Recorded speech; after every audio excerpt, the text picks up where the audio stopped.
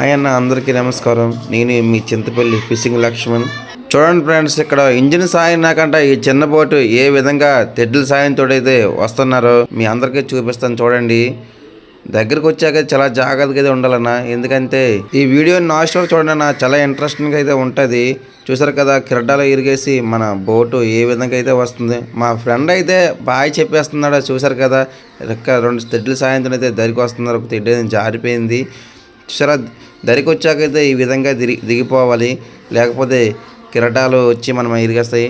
చూసారా, మా friend bye చెప్పేస్తున్నాడు సేఫ్గా వచ్చామని. ఇప్పుడు కిరటాల నుంచి అయితే సేఫ్గా అయితే వచ్చారన్న. ఇప్పుడు చూడండి అసలు బాధలు ఉంటాయి మనకు. కర్రల సాయంతో ఈ చిన్న బోట్ని ఏ విధంగా అమ్మోస్తామని చూడండి.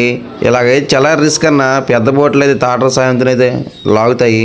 ఇవైతే మనమే దూరుకోవాలి కదా. సుమారు ఈ బోటు 350 కేజీలు లేదా 400 కేజీల వరకు అయితే రావచ్చు అన్న.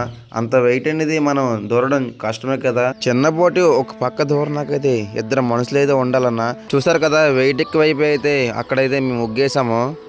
ఈ బోట్లు అయితే చాలా కష్టం అన్న ఇలా దూరుకోవడం. ఒకప్పుడు మా పెద్దల కర్రల సాయంతో పెద్ద బోట్లు ఎలా దూరేవాళ్ళు మాకైతే అర్థం కాదు. ఏదోలాగా ఈ బోట్ అనేది మన మీదకైతే లాగేస్తా.